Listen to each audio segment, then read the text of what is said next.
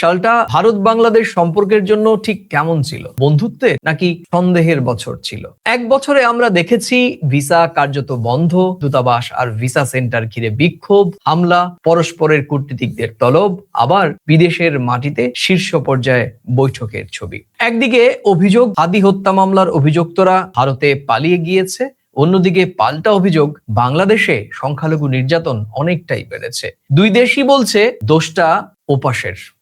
এরই মাঝে মিডিয়া যুদ্ধ।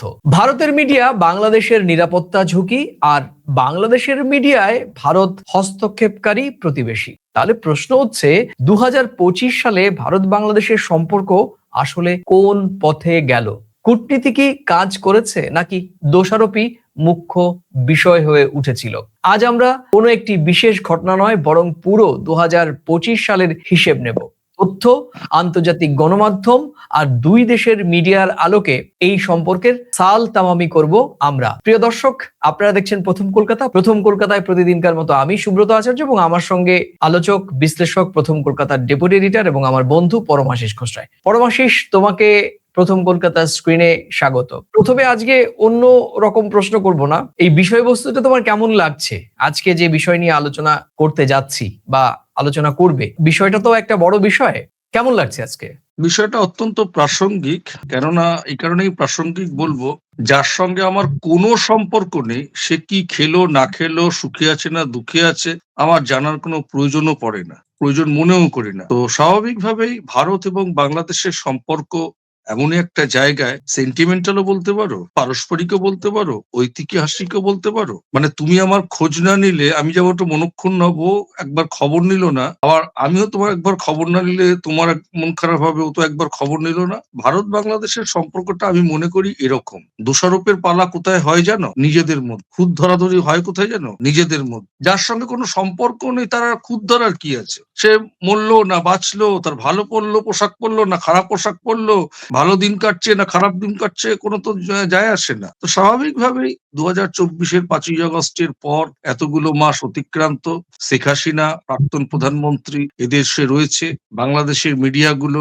বলছে যে ভারত আওয়ামী লীগের পাশে রয়েছে, মানে আওয়ামী লীগের দৃষ্টি দিয়ে ভারত বাংলাদেশকে দেখেছে, এরকম অভিযোগ আছে। আবার আমাদের দিক থেকেও নানান অভিযোগ আছে। অভিযোগ, অভাব, অভিযোগ, অনুযোগ, এগুলো কোথায় হয়? এগুলো নিজেদের মধ্যে হয়। মানে একটু যদি কোনো টানাপোড়েন পরিস্থিতি হয়, তখন এক কথায় সোজা কথায় বলা হয় খোঁটা দেওয়া, বোঝো, সেরকম। তো এটা নিজেদের মধ্যে। তো আজকের এই প্রাসঙ্গিক প্রসঙ্গ তো স্বাভাবিকভাবেই, তুমি দক্ষিণ এশিয়ার রাজনীতিতে, দক্ষিণ এশিয়ার দেশের বিচারে যদি তুমি লাস্ট বছর কোনটা কেমন কাটলো, একদম অঙ্গাঙ্গী ভাবে কথা আসবে ভারত এবং বাংলাদেশের সম্পর্কের ওঠা নামা, সম্পৃক্ততা, টানাপোড়েন, বৈদেশিক নীতি, কূটনীতি, পররাষ্ট্রনীতি, ভিসা বন্ধ, সীমান্ত সমস্যা, আবার বিদেশের মাটিতে দুই রাষ্ট্রপ্রধানের সৌজন্য সাক্ষাৎ এবং বৈঠক, এইসব তো আছেই। তোমাকে আমার একটা প্রশ্ন করতে আমার বড্ড, আমি লোভ সম্বরণ করতে পারছি না। এই 2025-এর 1 জানুয়ারি থেকে আজকে আমরা যখন এই ভিডিওটি রেকর্ড করছি, 29শে ডিসেম্বর 2025, একদম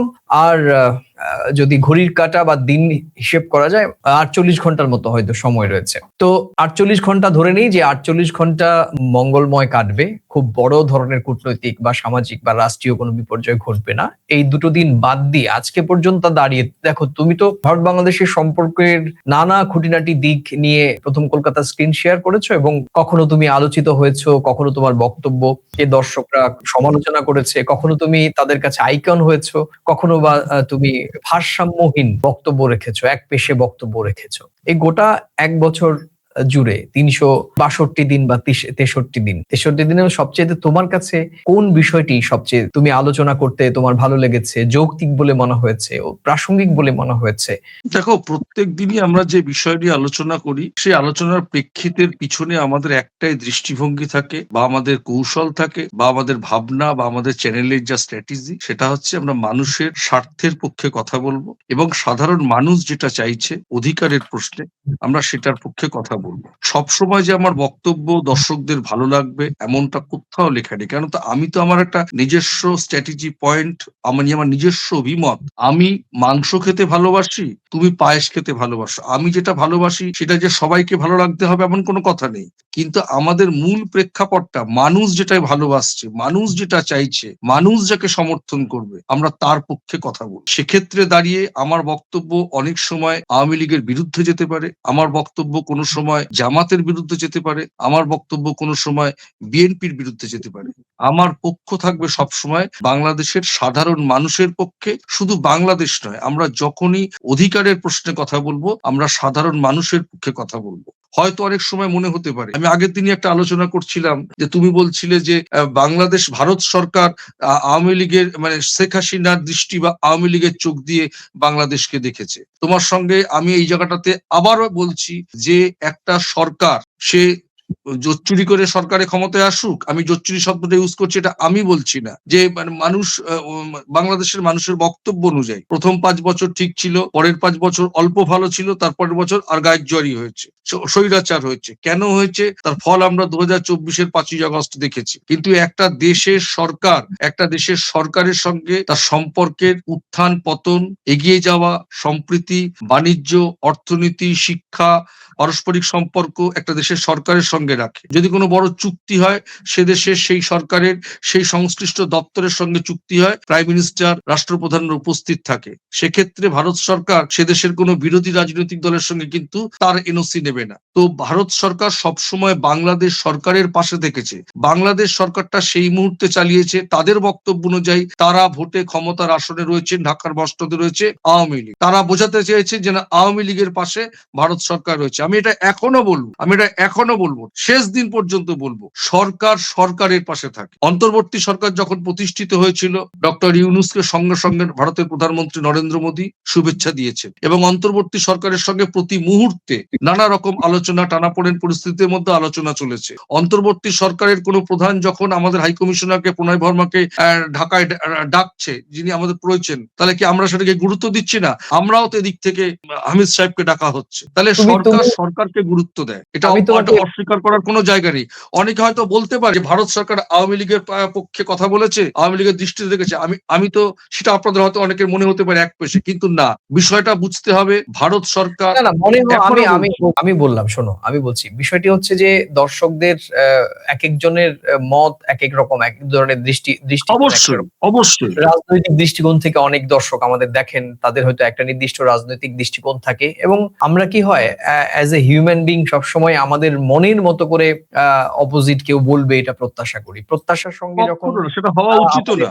শোনো, আমাদের সমালোচনারও প্রয়োজন আছে, আমাদেরও তো ভুল থাকতে পারে, আমরা কোন জায়গায় সমালোচিত হচ্ছি সেই বিষয়টা যদি আমরা আরেকটু পড়াশোনা করে নিই, আরেকটু গ্রোন আপ করে নিই, আমরা আরেকটু তথ্য দেখে নিই, আমরা একটু যুক্তিসম্মত কথা বলি।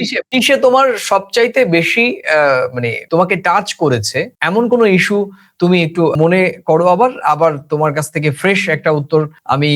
আমার সবচেয়ে টাচ করেছে, আমি যখনই বাংলাদেশের মানুষের কথা বলেছি, ডক্টর ইউনূস সাহেবকে একটা জায়গায় প্রশ্ন উঠেছিল যে ডক্টর ইউনূস সাহেবের কিছু সিদ্ধান্ত নিয়ে ভুল কথা বলা হচ্ছে, তখন আমি বলেছিলাম উনি তো মাত্র 16 মাস, 15 বছরে একটা জিনিস ঠিক হয় না, 16 মাসে কি করে হবে? এইসব জায়গাতে এইসব বক্তব্যগুলো যে আমি যুক্তিসঙ্গত মানে তাৎক্ষণিকভাবে বলেছি, সেগুলো দর্শকদের মন কেড়েছে। আমারও নিজেরও ফিল হয়েছে যে আমি তো একটা স্বাভাবিক মানে একটা জিনিস আমি চাপিয়ে দিলাম এতগুলো দেশ। উনি তো এসছেন একটা সুষ্ঠু সংস্কারের প্রশ্নে কথা বলতে, নির্বাচনটা সম্পন্ন করতে। এতগুলো দুধে রাজনীতিক বাংলাদেশে রয়েছেন, তাদেরকে ঐক্যমত্যের ভিত্তিতে একটা জায়গায় আনা খুব বড় কূটনীতি, বড় কৌশল, বড় বুদ্ধিমত্তা, বড় প্রাজ্ঞতা রাখতে হয়। সেই জায়গাটাতে আমি এই কথাগুলো যখন বলেছি, বাংলাদেশের সাধারণ মানুষের আমার মনে হয়েছে, তাদের প্রতিক্রিয়া দেখে, তাদের মন্তব্য আমি কুটিয়ে কুটিয়ে পর্যালোচনা করেছি, সেখান থেকে আমার শেখার আছে। সেই সব জায়গাগুলো আমাকে আমার নিজেকে অনেকটা বেশি প্রাণিত করেছে, মানে এই কাজে নিজেকে আরো ভালোভাবে মানে বলার জন্য। একদম, মানে আমি মানে তুমি অনেকটা এলাবোরেট করলে, আমি শার্পলি বলে দিচ্ছি, অর্থাৎ 2025 সালে তুমি ডক্টর মোহাম্মদ ইউনূসের এই যে বিভিন্ন রাজনৈতিক দলের সঙ্গে ঐক্যমত্য কমিশনের মাধ্যমে এই নির্বাচন অবধি নিয়ে যাওয়া বিষয় এবং তার যে শুভ উদ্যোগগুলো বিষয়ে তুমি কথা বলতে স্বাচ্ছন্দ্য বোধ করেছো 2025। অবশ্যই আমি বলেছিও বটে। আমি তোমার প্রশ্নের উত্তর পেয়ে গিয়েছি। প্রিয় দর্শক, আমরা আজকে বিশ্লেষণ করব না, আমরা একটু পেছন দিকে যাবার চেষ্টা করব, কারণ আমাদের এই সেগমেন্টটি হচ্ছে 2025-এ ভারত বাংলাদেশের সম্পর্ক, আমরা কি দৃষ্টান্ত স্থাপন করলাম। দেখুন, আলোচনা করলে অনেকগুলো উপন্যাস হয়ে যাবে, কিন্তু সেই উপন্যাসের লেখার বলার আপনাদের শোনার ধৈর্য নেই। বরং আমরা সেখান থেকে একেবারে ছোট্ট অনুকাব্য, যে অনুকাব্যের মতো আপনাদের সামনে উপস্থাপন করতে চাই। দেখুন, আলোচনায় ঘুরে ফিরে, যদিও 24-এর থেকেই আলোচনাটি ছিল, কিন্তু কন্টিনিউয়াসলি আমরা 2025-এও যে বিষয়টি সবচেয়ে বেশি আলোচিত হয়েছে সেটি হচ্ছে ভিসা সংকট। কেন? শুধু প্রশাসনিক ইস্যু নয়, রাজনৈতিক বার্তাও। ভিসা তো শুধুমাত্র একটি বিষয়, সাবজেক্ট, কিন্তু এই ভিসা বন্ধ করা বা স্তীমিত করা বা স্লো করার মধ্য দিয়ে পরস্পরের বিরুদ্ধে বা পরস্পরের দিকে একটি কূটনৈতিক এবং রাজনৈতিক বার্তাও ঢাকা দিল্লির মধ্যে আমরা দেখেছি গত মানে চলতি বছরের একদম শুরু থেকে আজ পর্যন্ত, এবং যেটা গত 24-এর পর থেকেই শুরু হয়েছে। এবং শেষ দিকে ডিসেম্বরে আমরা যেটা দেখেছি, ডিসেম্বরে ইনকলাব মঞ্চের অন্যতম নেতা শহীদ হাদি হত্যা মামলার নিয়ে যে দ্বিপাক্ষিক কূটনৈতিক সম্পর্কের যে একেবারে তলানিতে পৌঁছে গিয়েছে, বিশেষ করে আমরা কূটনীতিকদের পারস্পরিকভাবে আমরা তলবের দৃশ্য দেখেছি, যেটা নজিরবিহীন, বাংলাদেশের ইতিহাসে নেই। যেদিন ঢাকায় আমাদের ভারতীয় হাই কমিশনারকে তলব করেছে, ঠিক একই দিনে দিল্লিতে বাংলাদেশের হাই কমিশনারকেও তলব করা হয়েছে। এটা নজিরবিহীন ঘটনা। বাংলাদেশের সঙ্গে এতদিনকার কূটনৈতিক সম্পর্ক, প্রতিবেশী সম্পর্ক, এটা একটা নজিরবিহীন দৃষ্টান্ত স্থাপিত হয়েছে চলতি বছরে। একই সঙ্গে আমরা দেখেছি যে সংখ্যালঘু নির্যাতন নিয়ে বাংলাদেশ এবং ভারত এই দুই দেশকে পারস্পরিকভাবে নিজেদের বয়ান এস্টাবলিশ করার চেষ্টা করেছে, নিজেদের ট্যাগ দেওয়ার চেষ্টা করেছে। আমাদের এখানে অতি সম্প্রতি তুমি জানো যে জুয়েল রানা শেখ, তার বিষয়ে কথা হয়েছে, এবং এছাড়াও চলতি বছরে এই ডিসেম্বরে বড়দিন নিয়ে অনেক ঘটনা ঘটেছে, এবং বিভিন্ন হিন্দুত্ববাদী সংগঠনের দ্বারা সংখ্যালঘুদের নির্যাতনের বিষয়টি বাংলাদেশের গণমাধ্যম, বাংলাদেশ সরকার এবং বাংলাদেশের কূটনীতিকরা আড়ে নয়, সরাসরি সমালোচনা করেছে। একদম 24 ঘন্টা আগেই বাংলাদেশের পররাষ্ট্র মন্ত্রণালয় থেকে পরিষ্কার বলা হয়েছে যে ভারতের অভ্যন্তরে সংখ্যালঘুদের নির্যাতনের বিষয়ে ভারত সরকার যেন গুরুত্ব দেয়। মানে একই রকম ভাবে তার 3 দিন আগে আমাদের পররাষ্ট্র মন্ত্রণালয়ের মুখপাত্র রণধীর জয়সওয়াল, উনি ধরে ধরে একদম সংখ্যা তালিকা দিয়ে বলেছেন যে এগুলো রাজনৈতিক প্রতিহিংসার ঘটনা নয়, বরং আমাদের কাছে সুনির্দিষ্ট তথ্য রয়েছে যে 2900টি এরকম সংখ্যালঘু নির্যাতনের বিষয় রয়েছে, যেগুলো খুবই গুরুত্বপূর্ণ এবং সেগুলোকে বাংলাদেশের সরকার দেখতে হবে। এই পাল্টাপাল্টি সংখ্যালঘু নির্যাতন নিয়ে ঢাকা এবং দিল্লি নিজেদের মধ্যে নিজেদের অবস্থান বয়ান প্রয়োগ করার চেষ্টা আমরা দেখেছি, কিন্তু ভালোও ছিল। উল্লেখ করার মতো যেটি আমরা বরাবরই চেয়েছি, অনেকে বলেছিলেন যে বিমস্টেকে ভারতের প্রধানমন্ত্রী নরেন্দ্র মোদীর সঙ্গে বাংলাদেশের অন্তর্বর্তীকালীন সরকারের প্রধান উপদেষ্টা ডক্টর মোহাম্মদ ইউনূসের বৈঠক হবে না। বাংলাদেশের মিডিয়া বলেছিল, আমাদের কলকাতা মিডিয়াতে বলেছিল, একটা বড় শ্রেণীর মিডিয়া প্রোপাগান্ডায় সয়লাভ করেছে, কিন্তু শেষ পর্যন্ত উল্লেখিত সময়ে, এবং আমার যদি ভুল না হয়ে থাকে 45 মিনিটের একটি বৈঠক হয় বিমস্টেকে, এবং সেই বৈঠকটি মাধ্যমে যে 2024-এর 5 আগস্টের পর থেকে যে বাংলাদেশ ভারত সম্পর্কের যে ড্যামেজ হতে শুরু করেছিল, সেটি কিন্তু খানিকটা ওই বৈঠকে ড্যামেজ কন্ট্রোল আমরা হতে দেখেছি দুই দেশের শীর্ষ নেতাদের মধ্যে। এছাড়াও অনেকগুলো বিষয় রয়েছে যেগুলো নিয়ে আমাদের আলোচনা চলবে, আমরা পেছন থেকে দেখবার চেষ্টা করব। তুমি, আমি, আমরা দুজন যেহেতু ভারত বাংলাদেশের সম্পর্ক নিয়ে কাজ করি, প্রচুর ভিসা সংক্রান্ত জটিলতা, ভিসা সংক্রান্ত সমস্যা, মানবিক, অর্থনৈতিক আমরা দেখেছি। তোমার কাছ থেকে জানতে চাইবো যে ভিসা ইস্যুটি তুমি কিভাবে দেখছো। এই 2024-এর মতো 2025-এও একই রকম ভাবে ভিসা সংকট একটা সংকট ছিল, এবং যে কারণে আমরা দেখেছি যে কলকাতার একটা বিস্তীর্ণ এলাকা, তবে আমি খুবই সচেতন ভাবে বলছি, কলকাতার একটি বিস্তীর্ণ এলাকা, কলকাতা অনেক বড় একটি এলাকা, বড় একটি মেগা সিটি, এখানে বহু মানুষ ব্যবসা করেন, বিভিন্ন ধরনের ব্যবসা করেন। বাংলাদেশের পর্যটক নির্ভর ব্যবসা যে এলাকায় সুনির্দিষ্টভাবে হতো, সেই এলাকার অর্থনীতি কার্যত পঙ্গু। তুমি কিভাবে দেখছো বিষয়? দেখো, বিষয়টা হচ্ছে, যদি খুব ইলাবোরেটলি বলতে হয়, আমি একদম ছোট ছোট করে বিভিন্ন পার্টে বলবো। একটু সংক্ষেপে বলবে, আমাদের কিন্তু অনেক। আমি এই 1 বছরের কোনো একটা সময় ডক্টর ইউনূসকে পাড়ার পল্টুর সঙ্গে তুলনা করেছিলাম। যে পল্টু গ্রামে খেলেছে, পঞ্চায়েতে খেলেছে, ব্লকে খেলেছে, জেলায় খেলেছে, রাজ্যে খেলেছে, দেশে খেলেছে, আন্তর্জাতিকতায় খেলেছে। আমি ডক্টর ইউনূস সাহেবের উত্তরণের পথটা বাংলাদেশের মাটি থেকে সেটা আন্তর্জাতিকতায় যাচ্ছে, সেইভাবেও আমি একদিনকে উদাহরণে বলেছিলাম। আর ভিসা সংক্রান্ত বন্ধের বিষয়টা আমার এরকম ভাবে মনে হয়েছে, আমি নিজে একটা কমপ্লেক্সে থাকি যেখানে বহু মানুষ একসঙ্গে থাকে। সেই কমপ্লেক্সে আমরা করোনার সময় দেখেছিলাম, যাদের বাড়িতে যে ফ্ল্যাটে রোজ যাতায়াত ছিল, তাদের ফ্ল্যাটে 3 মাসের মধ্যেও আমার বাড়ি থেকেও কেউ যায়নি, তারাও কেউ আসেনি। কেন আসেনি? করোনার আতঙ্ক। এই সময় বাংলাদেশে যে পরিস্থিতি তৈরি হয়েছিল, যা শোনা গেছিল, সার্বিকভাবে ভারত তার নিরাপত্তার স্বার্থে ভিসা দেওয়াটা বন্ধ রেখেছিল। কেননা ওদেশ থেকে কোনো ক্রাইম করে কেউ কিছু এখানে এসে যেন চলে আসতে না পারে।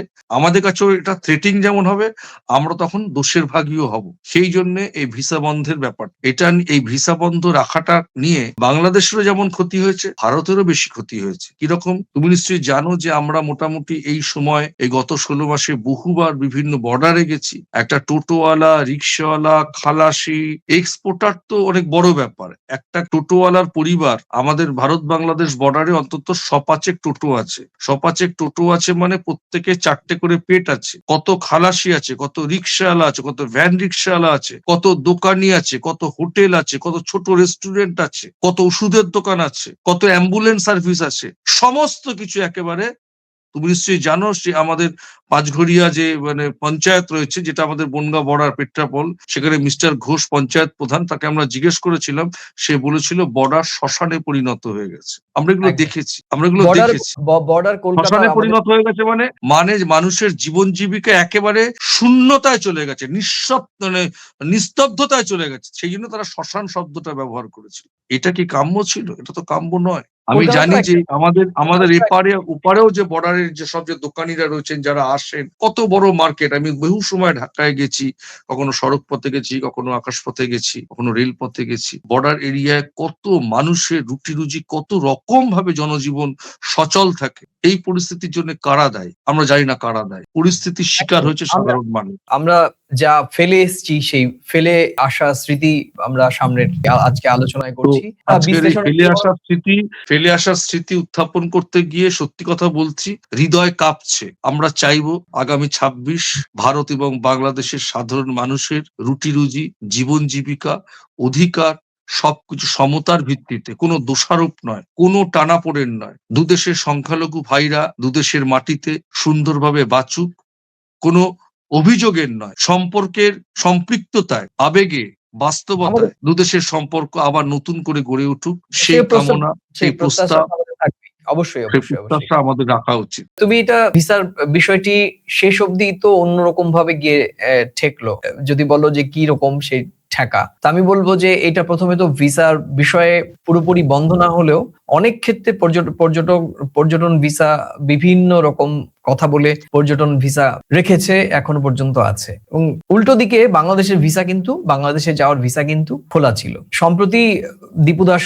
হত্যাকাণ্ডের পর যে বিভিন্ন সংগঠনের পক্ষ থেকে বাংলাদেশের বিভিন্ন দূতাবাস, উপদূতাবাস বা ভিসা অ্যাপ্লিকেশন সেন্টারে যেরকম ভাবে অব্যাহতভাবে বিক্ষোভ দেখানো হয়, হুমকি দেওয়া হয়, এবং তারপরে দিল্লি থেকে আমি তো জানো যে ভিসার প্রক্রিয়া সাময়িকভাবে বন্ধ রাখা হয়েছিল, এবং শিলিগুড়িতে ভিসা অ্যাপ্লিকেশন সেন্টারও এখনো খোলেনি, এবং সেই ভিসা প্রক্রিয়া সেক্ষেত্রেও কিছুটা ব্যাহত হয়েছে। এবং এই দুই দেশের মধ্যে এই টানাপোড়েনের কারণে সাধারণ পর্যটকদের মধ্যে এই পারস্পরিক যাওয়া আসা, সেটাও তার উপরও নেতিবাচক প্রভাব পড়েছে। শুধুমাত্র ভিসা অফিসিয়ালি বন্ধ হয়েছে তো ভারতের দিক থেকে, কিন্তু বাংলাদেশের ভিসা নিয়ে এই পশ্চিমবঙ্গের আসাম, ত্রিপুরা যারা বাংলাদেশে আত্মীয় স্বজন রয়েছে, যাদের বিভিন্ন রকমের বছরে 12 মাসে 13 পার্বণ, বিভিন্ন কোনো না কোনো পার্বণে যারা যেতেন যে সমস্ত ভারতীয়রা, তারাও কিন্তু নানা রকম এই যে দুই দেশের সরকার, দুই দেশের রাজনীতিকদের মধ্যে এই টানা হেঁচড়ার জন্য এই সাধারণ পর্যটকরাও এখন যেতে ভয় পাচ্ছেন,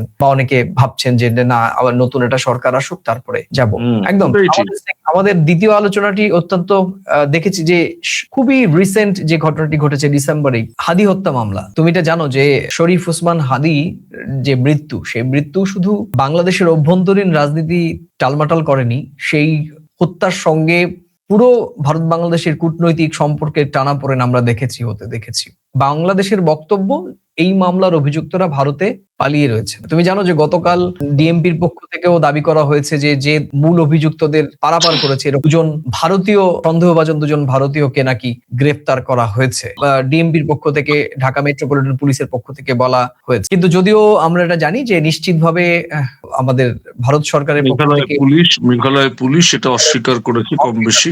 তাই নয়, বিভিন্ন সামাজিক যোগাযোগ মাধ্যমে কলকাতা পুলিশের এসটিএফ এ 2-4 জন গ্রেপ্তার করা হয়েছে এইরকম খবরও রিউমারও ছড়িয়ে দেওয়া হয় এবং কলকাতা পুলিশের পক্ষ থেকেও একদম পরিষ্কার টুইট করে এক্স হ্যান্ডেলে বলে দেওয়া হয়েছে যে এই ধরনের কোনো ঘটনা কলকাতা পুলিশ বা এসটিএফ এর পক্ষ থেকে কোনো কাউকে সন্দেহভাজন এরকম কোনো খুনি বা অভিযুক্ত বাংলাদেশি কাউকে গ্রেপ্তারের ঘটনা ঘটেনি। এই শুধু রিউমার, অর্থাৎ এই হাদি হত্যাকাণ্ড ঘটনাটা শুধুমাত্র বাংলাদেশের অভ্যন্তরীণ রাজনীতি নয়, বছরের শেষ দিকে দিল্লি পর্যন্ত এসে পৌঁছায়। দিল্লির অবস্থান বারবারই এখানে দিল্লি তাদের অবস্থান পরিষ্কার করেছে যে অভিযোগ ভিত্তিহীন, নিরাপত্তা সংস্থার নজরদারির কোনো ফাঁক নেই, কারণ বর্ডার ক্রস করে এসে খুব সহজেই 2024-এর পর থেকে ক্রস বর্ডার হওয়া একটু চাপের। আমরা যারা সীমান্তের খোঁজ খবর রাখি তারা জানি যে এখানে আগে তো ছোটখাটো পাচারের ঘটনা হতো, বিভিন্ন রকমের কাটল স্মাগলিং এর ঘটনা মুর্শিদাবাদ দিয়ে হতো, সেটাও কার্যত একেবারে জিরোতে নামিয়ে এনেছে ভারতের সীমান্তরক্ষী বাহিনী। ফলত এই বিষয়টিও আমরা আলোচনায় দেখেছি। দেখো, এই সময় যেটা বড় ব্যাপার হয়েছিল যে এই যে বিগত কয়েকদিন আগেই মানে এই আন্তর্জাতিক ট্রাইব্যুনাল যে অধ্যাদেশ জারি করেছে, মৃত্যুদণ্ডাদেশ এবং আজীবন কারাবাস, এই সবগুলো যখন উঠে এসেছিল খবর, এটা নিয়ে কিন্তু ভারতের প্রতিক্রিয়া দেওয়া হয়েছিল। ভারত বলেছিল এইসব নিয়ে মানে তারা কোনো কথা যেমন বলেনি, কিন্তু তারা বলেছিল সেটার পাল্টা একটা মন্তব্য এসেছিল যে বাংলাদেশে একটা সুস্থির সরকার, পররাষ্ট্র মন্ত্রক থেকে জানানো হয়েছিল সুস্থির সরকার, গণতান্ত্রিক পরিবেশ সেখানে ফিরে আসুক, ওটা অবাধ শান্তিপূর্ণ নির্বাচন আশা করে ভারত সরকার। শেখ হাসিনাকে পাঠানো না পাঠানো নিয়েও অনেক টানাপোড়েন হয়েছে, তারা চিঠি দিয়েছে, সেই চিঠি গুরুত্ব দিয়ে ভাবনা চিন্তা চলছে, সেটাও সাংবাদিক সম্মেলন করে জানানো হয়েছিল। পরবর্তী সময়ে আমরা দেখেছিলাম যে শেখ হাসিনাকে পাওয়ার ব্যাপারে দুবার পর্যায়ের চিঠি এসেছে, নানান মন্তব্য উঠে এসেছে, দুদেশেরই কিন্তু মিডিয়া এটা নিয়েও একটা বৈরিতার প্রশ্ন এসেছে। আমাদের আলোচনাতেও দাদা আপনারা শেখ হাসিনাকে ফিরিয়ে দিলে সবকিছু ঠিক হয়ে যাবে, নরেন্দ্র মোদী আটকে রাখছেন, এইসব নানা রকম আলাপ আলোচনা কিন্তু এই বৈরিতার প্রশ্নে এসেছে। তো এই বিষয়গুলো কিন্তু আমরা প্রথম থেকে নজর করেছি, কিন্তু দেখতে হবে বিষয়টা যে বৈরিতা থাকুক, সমাজ মাধ্যমে নানান মন্তব্য থাকুক, সব শেষ যুক্ত হয়েছে এই শরীফ ওসমান হাদির এই হত্যাকাণ্ডের মৃত্যু। মানে এটা একদম আলোচনাকে আরো বেশি আলোচনাকে বা কূটনৈতিক সম্পর্ককে একেবারে তলানিতে নিয়ে এসে ঠেকিয়েছে, যেটা নিয়ে মানে গতকাল পর্যন্ত কিন্তু এটা নিয়ে নানা রকম বিতর্ক আছে, যে বিতর্কটা এখনো জারি আছে যে সত্যি তারা এখান থেকে ওখানকার পুলিশ কমিশনার ডিএমপির পক্ষ থেকে যেটা বলেছে সেটা আদৌ সত্যি কিনা, বা ইন্ডিয়া গভর্নমেন্টের তরফ থেকে এখনো কিছু জানানো হয়নি। এই ইস্যুগুলো না ক্রমশই এসে যাচ্ছে। তো আমার মনে হয় সমস্যা আসবে, সমাধানের পথ বেরোবে, কিন্তু এটাও ঘটনা যে আমরা নতুন একটা বছর দেখতে যাচ্ছি, আর আমরা ফেলে আসা দিনকেও আমরা মনে রাখতে হবে। তো নতুন বছর আমাদের ভালো কাটুক, আমরা ভালো চাই, আমরা সম্পর্কে এগোতে চাই, অধিকারের প্রশ্নে, সবকিছুর প্রশ্নে অবাধ শান্তিপূর্ণ নির্বাচন দেখতে চাই বাংলাদেশের মাটিতে। আর একটা বিষয় আমি আশা করব বা প্রত্যাশা করব, নির্বাচনটা কিন্তু সুষ্ঠুভাবে সম্পন্ন হওয়ার সুযোগ করে দিন অন্তর্বর্তী সরকারের কাছে এবং সেদেশের জাতীয় নির্বাচন কমিশনের কাছে। এই বিষয়ে তোমার কাছে পরে আমি মতামত জানতে চাইবো সুনির্দিষ্টভাবে একদম শেষ অংশে। আরেকটি চমৎকার বিষয় কেন বলবো যে এই বিষয়টির সঙ্গে আমার এবং তোমার একেবারে আমরা ওতপ্রোতভাবে জড়িত ছিলাম বা এখনো আছি, যে 2025-এর এই চলতি বছর জুড়ে মিডিয়া যুদ্ধ দেখেছে, প্রোপাগান্ডা যুদ্ধ দেখেছে। এই বিষয়টি নিয়ে আমরা আলোচনা করব, কিন্তু তার আগে তুমি যেটা বলতে চাইছিলে যে সংখ্যালঘু নির্যাতনের বিষয়টি পাল্টাপাল্টি একেবারে ঢাকা দিল্লিকে কাঠগড়ায় তুলছে, দিল্লি ঢাকাকে কাঠগড়ায় তুলছে, আবার দিল্লির কথা শুনে পাল্টা সুর চড়াচ্ছে ঢাকা, আবার ঢাকার কথা শুনে আবার পাল্টা সংখ্যা দিয়ে তথ্য দিয়ে ঢাকার কাছে দিল্লি উপস্থাপন করছে যে না আমাদের কাছে দালিলিক প্রমাণ রয়েছে, তোমরা তোমাদের দিকে নজর দাও। এই বিষয়গুলো আমরা দেখেছি যে ভারতের অভিযোগ বাংলাদেশের সংখ্যালঘু বিশেষ করে হিন্দুদের ওপর নির্যাতন ও হামলা বেড়েছে। এই বিষয়টি ভারতীয় রাজনীতি ও মিডিয়ায় বড় ইস্যু হয়ে উঠেছিল বা এখনো রয়েছে। কূটনৈতিক স্তরেও উদ্বেগ জানানো হচ্ছে, সেটি অব্যাহত রয়েছে। কিন্তু বাংলাদেশের জবাবও সমানভাবে কড়া। বিচ্ছিন্ন অপরাধকে সামগ্রিক নির্যাতন হিসেবে দেখানো হচ্ছে। দিল্লির দিকে আঙুল তুলে ঢাকা এমনটা বলছে মিডিয়াও অতিরঞ্জিত করছে। বিষয়টি রাজনৈতিকভাবে ব্যবহার করা হচ্ছে। ঢাকার বিরুদ্ধে যে অভিযোগ দিল্লি তুলছে সেটি রাজনৈতিকভাবে ব্যবহার করা হচ্ছে এবং এই অভিযোগের ভিত্তিতেই কিন্তু বিভিন্ন দূতাবাস, উপদূতাবাস কিংবা ভিসা সেন্টার, বাংলাদেশের ভিসা সেন্টারের বাইরে হুমকি হচ্ছে, হামলা হচ্ছে এবং বিভিন্ন ধরনের ঘটনা ঘটছে, যা কিন্তু একটি রাজনৈতিক উত্তেজনার পারদ চড়াতে সাহায্য করেছে। তুমি তো কলকাতায় নিজের চোখে দেখেছো যে কলকাতা বাংলাদেশ হাই কমিশনের ডেপুটি হাই কমিশনের সামনে বা পরপর ৩-৪ দিন রাজনৈতিক ব্যানারে এবং হিন্দুত্ববাদীদের সংগঠনদের ব্যানারে কি কতটা তারা সুর চড়ালেন। আসামে গতকালকে হয়েছে, এর আগে ত্রিপুরাতে হয়েছে, দিল্লিতে হয়েছে, শিলিগুড়ি ভিসা অ্যাপ্লিকেশন সেন্টারে হয়েছে। আবার ঠিক উল্টো দিকে আমরা ঢাকাতে ভারতীয় হাই কমিশনের সামনেও বিক্ষোভ করতে দেখেছি এবং সে কারণে অস্থায়ীভাবে একদিনের জন্য ভিসা সাময়িক বন্ধ করতে দেখেছি। চট্টগ্রামের একজন কূটনীতিককে রীতিমতো পাহারা দিয়ে একজন পুলিশ আধিকারিক তার বাড়িতে নিয়ে গিয়েছিলেন বলে বিভিন্ন সূত্র থেকে শোনা যায়। রাজশাহী, খুলনাতেও একই রকম ভাবে ভারতীয় ভিসা সেন্টারের সামনে বিক্ষোভ দেখানো হয়েছে এবং কোনো কনসুলেট অফিস বন্ধ পর্যন্ত ঘোষণা করতে হয়েছে ভারতকে। তো এই দুই দেশে পাল্টাপাল্টি এই সংখ্যালঘু নির্যাতনকে সামনে এনে কিন্তু আমরা দেখেছি যে একেবারেই সাধারণ মানুষের প্রত্যাশা ব্যাহত করেছে। আমি বলবো যে ভিসা আসা যাওয়া তো সাধারণ মানুষের স্বার্থ, এই সাধারণ মানুষের স্বার্থ ক্ষুণ্ণ করেছে ঢাকা এবং দিল্লি।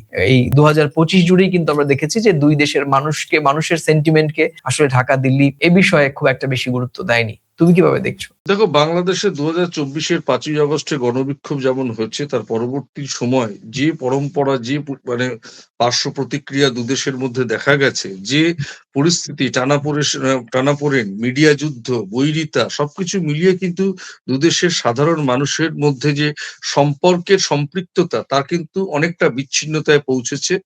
তার জন্য দায়ী যদি বলতে হয় দুদেশের অকারণ মিডিয়া যুদ্ধ। সেই মিডিয়া যুদ্ধ কেন হয় আমরা খুব ভালো করে জানি।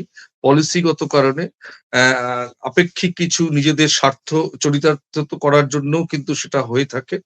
সেই দোষ বা টানাপোড়েনের পরিস্থিতি শিকার হয় দুদেশের সরকার চেষ্টা করে এই বিষয়টি জানা বা বোঝার জন্যে। এটাকে অনেকে বলে থাকে মিডিয়া হাইড করার জন্য, এটা কৈফিয়ত তলব। আদৌ বিষয়টা তা না। বিষয়টা জানা বা বোঝার জন্য ডেকে কথা বলা হয় বলে এটা আমার ধারণা।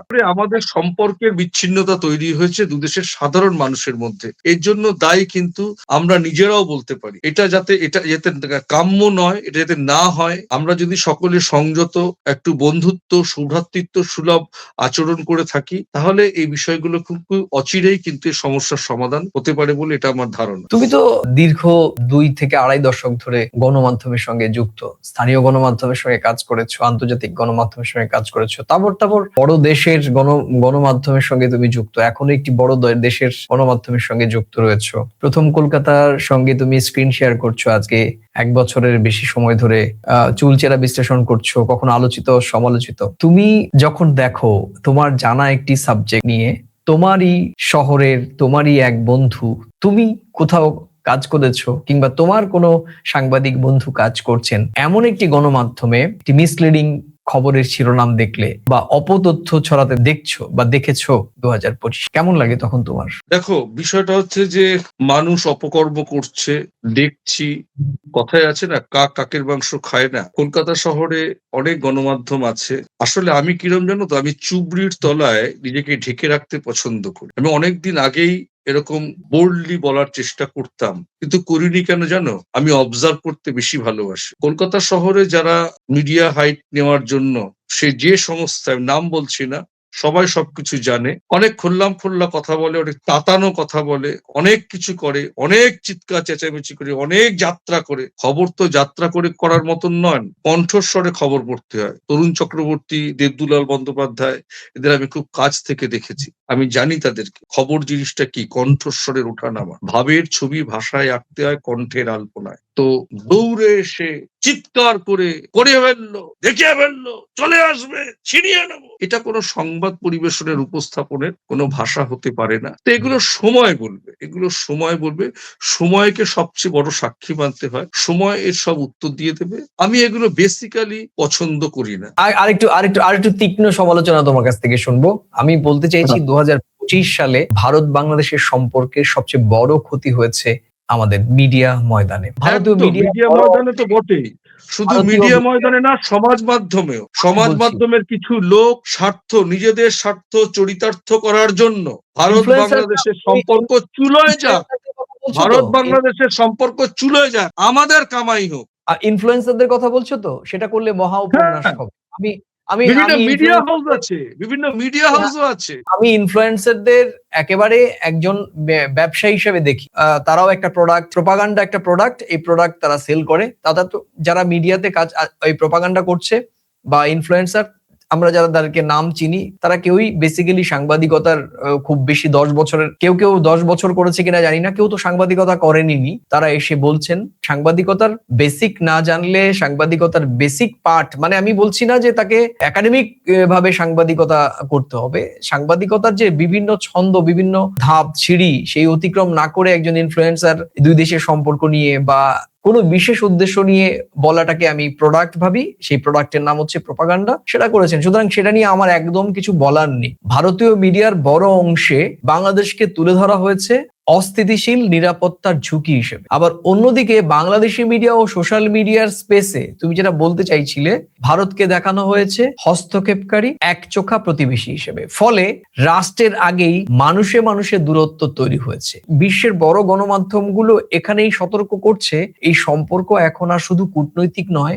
বরং এটা জনমতের সংকটে ঢুকে পড়েছে। আজকে যে জনমতের সংকটে বিষয়টি ঢুকে পড়েছে, আমি ব্যক্তিগতভাবে media, part of the media এবং ইন্ডিয়ান মিডিয়ার অংশ হিসেবে আমি গোটা ইন্ডিয়ান মিডিয়াকে বলবো না, তবে অনেক ক্ষেত্রে অনেক মিডিয়াই এখানে সঠিকভাবে তথ্যের অপভ্রংশকে উপস্থাপন করেছে। যে তথ্য দুটো দেশের সম্পর্ক নির্ণায়কের ক্ষেত্রে একটি তথ্য একটি অপতথ্য কি পরিমাণ বিক্রিয়া তৈরি করতে পারে, সেই বোধ বিবেচনাহীনভাবে এই শব্দগুলোকে বসানো হয়েছে এবং যে যার মতো করে উপস্থাপন করে। তুমি অনেক সময় রাজনৈতিক ভাবেও একপেশে হয়ে যায় বিভিন্ন মিডিয়া হাউস। গণতন্ত্রের চতুর্থ স্তম্ভ বলা হলেও অনেক সময় কিন্তু পক্ষপাতিত্ব নিয়ে সংবাদ পরিবেশন, বিশ্লেষণ অনেক সময় না, এখন অধিকাংশ ক্ষেত্রেই এখন তথ্যের অপভ্রংশকে আমরা সামনে এনে তুলে ধরি এবং বলতে দ্বিধা নেই। এক্ষেত্রে মিডিয়ার একজন কর্মী হিসেবে বুকে হাত দিয়ে বলছি যে এর জন্য কিন্তু আমাদের এক চোখা এক নীতিতে শুনতে চাওয়া দর্শকরাও দায়ী। আমি বলবো এটার জন্য সমানভাবে দর্শকরাও দায়ী, কারণ দর্শকদের জন্যই তো এই ধরনের ইনফ্লুয়েন্সাররা বা এই ধরনের যারা খবরের নামে যাত্রাপালা পরিবেশন করছেন, তাদের আকৃষ্ট বা সমালোচনা তারা শুনতে চান। সে কারণেই দর্শক যেহেতু এক্ষেত্রে খুব পটু দেখতে শুনতে এবং খুবই আনন্দ নিয়ে তারা এই ব্যাপারটা চর্চা করতে চান, সে কারণে এই প্রোডাক্ট নিয়ে যারা ব্যবসা করছেন তারাও একেবারে অবলীলায় এই প্রোপাগান্ডা নামের প্রোডাক্ট তারা বিলিয়ে বেড়াচ্ছেন। তো এক্ষেত্রে আমরা 2025-এ এই যে দুই দেশের মিডিয়ার একটি বড় অংশের এই তথ্যকে অপভ্রংশ হিসেবে ব্যবহার করার দৃষ্টান্ত আমরা 2025-এ দেখলাম, সেটি অবশ্যই আমি একজন মিডিয়া কর্মী হিসেবে আমার কাছে বড্ড খারাপ লাগার বছর। এবার আসবো হতাশা, আশা সবকিছু মিলিয়েই তো সম্পর্ক, তাই না? যদি আমরা ভারত বাংলাদেশকে দুটো শরীর হিসেবে ধরি, দুটো আত্মা হিসেবে ধরি, দুটো হৃদয় হিসেবে ধরি, তো হৃদয়ে শরীরে মননে কখনো উত্তাপ, কখনো তাপ, কখনো শীতলতা, কখনো বন্ধুত্ব, কখনো প্রেম, সবই থাকবে। কিন্তু 2025-এর উল্লেখযোগ্য আশার যে ছবিটা আমরা দেখেছিলাম, সেই ছবিটা ছিল বিমস্টেক সম্মেলনের ফাঁকে নরেন্দ্র মোদী ও ডক্টর মোহাম্মদ ইউনূসের বৈঠক। ছবি হয়েছিল, করমর্দন দেখেছিলাম, কিন্তু প্রশ্ন থেকে গেছে। কি প্রশ্ন?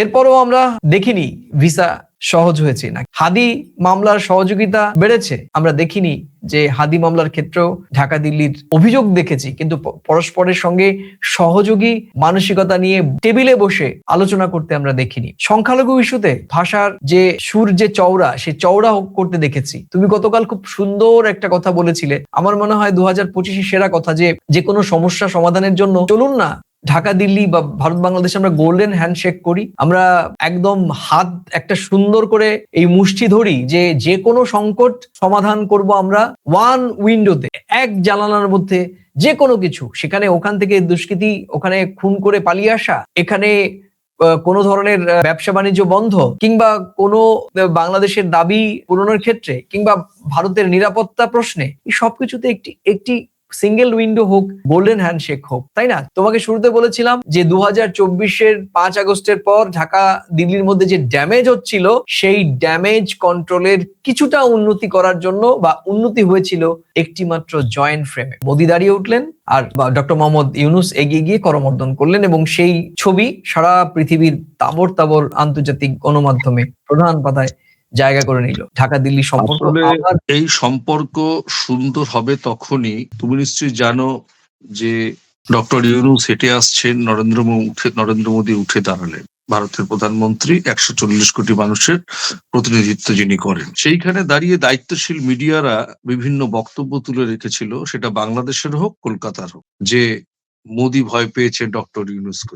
আসলে তো তা নয়, আসলে হচ্ছে একটা শিক্ষিত প্রাজ্ঞ মানুষ, নোবেল লরিয়েট, তাকে দেখে সম্মান জানানো, উঠে দাঁড়িয়ে সম্মান জানানোটা, এটা ভারতীয় সংস্কৃতির অন্যতম ধারক এবং বাহক, তিনি প্রতিনিধিত্ব করছেন। কিন্তু সেখানেও আমরা দেখেছিলাম সেদিনকে মিডিয়া একেবারে বিষয়টার একটা পজিটিভ থিঙ্কিং নিয়ে কথা না বলে একটা সমালোচনার প্রেক্ষিতে, মানে সবাই সবাইকে ছোট করার মানসিকতায়, প্রবণতায় একেবারে দৌড়চ্ছে যেন। কিন্তু আমি একজন মিডিয়া কর্মী হিসেবে বলবো যে মিডিয়ার কাজ হচ্ছে কিন্তু সত্য উদ্ঘাটন করে সত্যিকারের একেবারে তার যে অর্থবহ পরিবেশ, সেটা কিন্তু গোটা মানুষের কাছে পৌঁছে দেওয়া। সেই জায়গা থেকে বোধহয় আমরা খানিকটা খামতি থেকে যাচ্ছি। আর ভারত বাংলাদেশের সম্পর্কের এই 16 মাসের টানাপোড়েন, কেন টানাপোড়েন? এই 16 মাসের টানাপোড়েনের পরিপ্রেক্ষিতটা হচ্ছে 15 বছরের একটা স্বৈরচারী শাসন বাংলাদেশের মানুষ দেখেছেন, মানুষ বলেছেন। গণবিক্ষোভ মানে একটা আগুন লাগলে তার একটা আঁচ প্রতিবেশী দেশে এসে পড়বেই,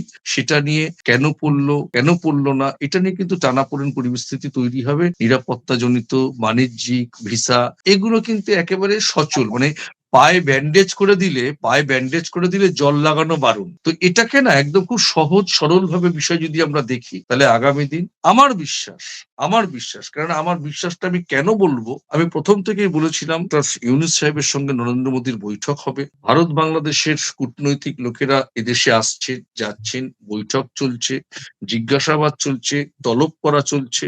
সম্পর্ক বাঁচিয়ে না চাইলে এসব তো করার কিছু দরকার ছিল না। আমার সঙ্গে তোমার কোনো সম্পর্ক নেই, এত কি আছে? তো এগুলো তো একটা পজিটিভ থিঙ্কিং। এমনকি ইলিশ মাছ পর্যন্ত দুর্গাপুজোর সময় আমরা পেয়েছি। তো ফ্রিতে সেই পাইনি, জায়গা থেকে আমরা কিন্তু ফ্রিতে পেয়েছি। মানে আমরা পেয়েছি, ফ্রিতে না, বিগত আওয়ামী লীগ ফ্রিতে না, সরকারের সময় কিনেছি। আমাদের এখান থেকে পেঁয়াজ যাচ্ছে না, ওরা ফ্রিতে, বাংলাদেশের স্বাভাবিক। লোকেরা ফ্রিতে নেয়নি তো কখন। পেঁয়াজ যাচ্ছে বলতে না, কি তারা কিনে নিচ্ছে। ওটা তো ওইভাবে রচনা করা হয়েছে। বাংলাদেশের মানুষ ভারত থেকে যা কেনার সেটা কিনছেন, ভারতের মানুষ বাংলাদেশ থেকে যা কেনার তা কিনছেন। সেটা কি? সোজা কথা, এটাই কিন্তু সহজ সম্পর্ক, এটাকেই বলে সম্পর্ক। তো স্বাভাবিকভাবে এই বিষয়টা আমার মনে হয় এই সচল ব্যাপারটা জারি থাকবে। সচল ব্যাপারটাকে জারি থাকার ব্যাপারে আমাদের সাধারণ নাগরিকদের, ইনফ্লুয়েন্সারদের, গণমাধ্যমের কর্মীদের দায় বা দায়িত্ব পড়ে যে বাংলাদেশের সঙ্গে আমরা সম্পর্ক রাখবো না, বাংলাদেশের লোকেরা বলবে আমরা ভারতের সঙ্গে সম্পর্ক রাখবো না। যারা এই কথাটা বলেন, আমি মনে করি না তাদের বুদ্ধি মাথায় আছে, হাঁটুতে। আমি আশাবাদী ভারত এবং বাংলাদেশের সম্পর্ক পৃথিবীর অন্যান্য দেশের সঙ্গে ভারতের যা সম্পর্ক, বরঞ্চ আরো বেশি সম্পৃক্ততার সম্পর্ক হচ্ছে বাংলাদেশের সঙ্গে। তার কারণ হচ্ছে ইতিহাস জড়িয়ে, ভৌগোলিক অবস্থান জড়িয়ে, সংস্কৃতি জড়িয়ে, শিক্ষা জড়িয়ে, সবকিছু জড়িয়ে।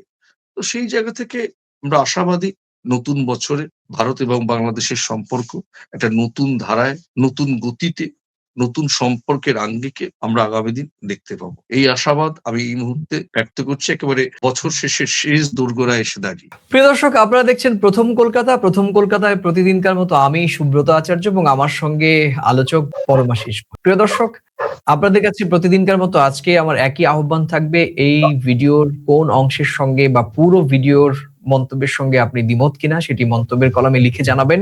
একই সঙ্গে ভিডিওটি ভালো লাগলে শেয়ার করবেন, ছড়িয়ে দেবেন নিজেদের মাঝে।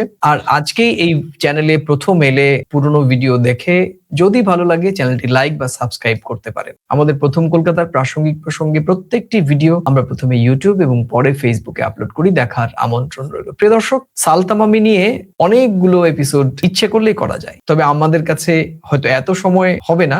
আমরা চেষ্টা করব এরপর আরো একটি দুটি এপিসোড করার জন্য, এবং যে এপিসোড গুলো আপনারা শুনে আবার 2025-এ কি হলো এক নজরে আপনাদের আবার স্মরণ করিয়ে দেব, এবং একই সঙ্গে আমরাও আলোচিত হব, আমরাও বিতর্কিত হব, এবং আমরাও আপনাদের কাছে কখনো কখনো প্রত্যাখ্যিত হব।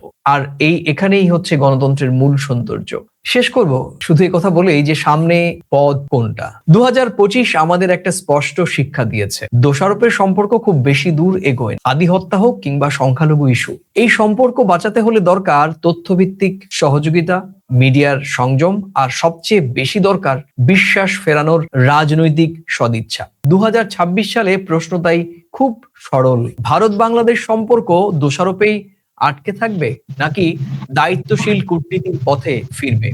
এই প্রশ্নের উত্তর ঠিক করবে আগামী দিনের দক্ষিণ এশিয়ার রাজনীতি। আর আমাদের প্রত্যাশা, আমাদের দর্শক বাংলাদেশ বা ভারতে, সারা পৃথিবীতে ছড়িয়ে ছিটিয়ে থাকা প্রত্যেকেই এই সম্পর্ক উন্নয়নে নিজেদের মতো করে পজিটিভ ভূমিকা পালন করবেন। কারণ একার পক্ষে সামগ্রিকভাবে দুই দেশের সম্পর্ক উন্নয়ন কারোর পক্ষেই সম্ভব নয়। সরকারের সঙ্গে আপনাকেও সহযোগিতা করতে হবে। আজকে এই পর্যন্তই, আবার দেখা হবে নতুন কোনো বিষয় নিয়ে প্রাসঙ্গিক প্রসঙ্গে। ততক্ষণ ভালো থাকুন, সুস্থ থাকুন এবং সবাই নিরাপদে থাকুন। নমস্কার। নমস্কার।